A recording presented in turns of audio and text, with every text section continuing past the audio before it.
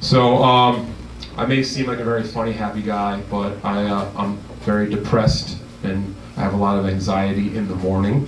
The morning especially. It's tough. Life is tough. I know some people could probably commiserate, and you don't have to clap for that. You don't have to clap for that. Clap for my depression, folks. Clap for it. But, so, I'm taking proactive steps, and I reached out to my friend who's a psychologist the other day, and I said, hey, do you got any drugs to help? And she said, no, Steven, that's illegal. But I do have this technique that you can try when you wake up in the morning. It's a new technique called the Superman pose. She showed me the Superman pose. Basically, this is the idea. As soon as you wake up in the morning, the first thing you do is just jump up like Superman and go like this.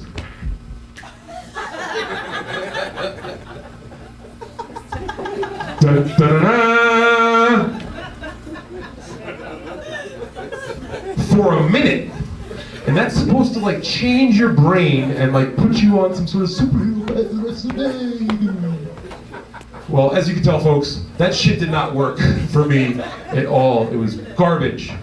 But I am not a quitter, Mike. I'm not a fucking quitter. What I did is I changed the plan a little bit. The next morning, I tried my own Superman pose. This was the Christopher Reeve Superman pose. What I did is I just laid on my side, unable to walk, barely able to breathe for an extra few minutes. And then I got up and took a shower, and I actually felt so much better.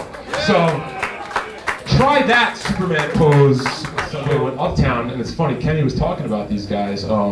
These two guys with a boombox jumped on the uptown train, and they put the thing down, and it's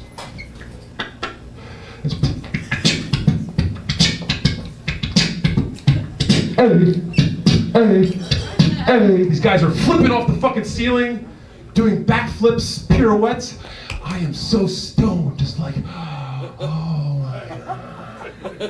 Wow! Whoa! So I don't know if you folks have seen this before, but how it works, it's kind of like double dutch. So when one guy ends, someone else jumps in. Well, I was so high, the next person was me. I was, hey!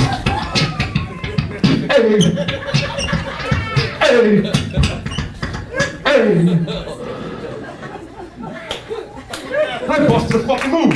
Yeah, as you should. And then I took off my hat, I passed it around, and I made $24 actually. And then I walked, I tried to get off the subway, and all of a sudden as I got off, I felt these two little fucking hands on my shoulders. And they're like, Showtime boys. Hey mister, what's up? Oh, Showtime boys. Yo, that was dope, right? We were fucking doing it. They're like, yeah, you had some okay moves. They didn't want to give it up to me. But they were like, yo, that money, half of that's ours. I gave those boys half and some. Those kids don't play. So when they ask you to move out the way, folks, move out the way, and when you jump in their show, you gotta give them half. So I got what was called edible the other day. Have you guys heard about this? It's a marijuana, a special brownie. You guys heard of a special brownie? Yeah, it's basically marijuana that you eat, right? Yeah. But the reason why it was actually a special brownie was different than why most people think it was a special brownie. The reason why it was a special brownie is because the woman who made it was my mother.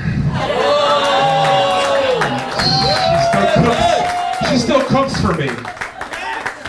But hold on, she charged me $20 for it, and I didn't get high. She fucking ripped me off. So do not buy brownies from Meg Lewis. Have you guys ever heard the phrase, a face that only a mother could love? Well, someone told me the other day that I have a face only a meth head could love. But here's the thing, it's okay. My mother's a meth head also.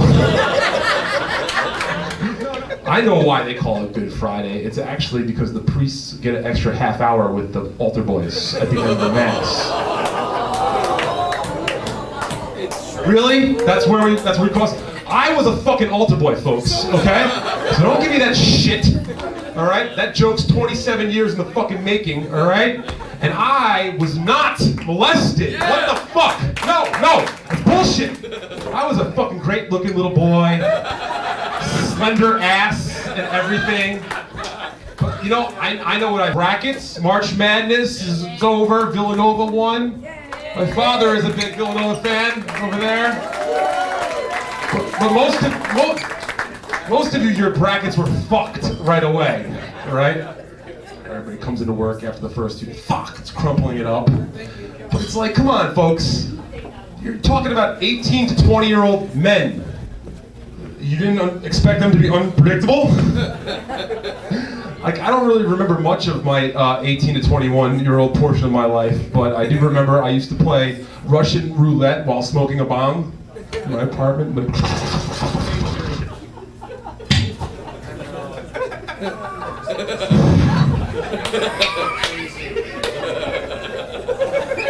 So yeah, your bracket was fucked, okay? I get it.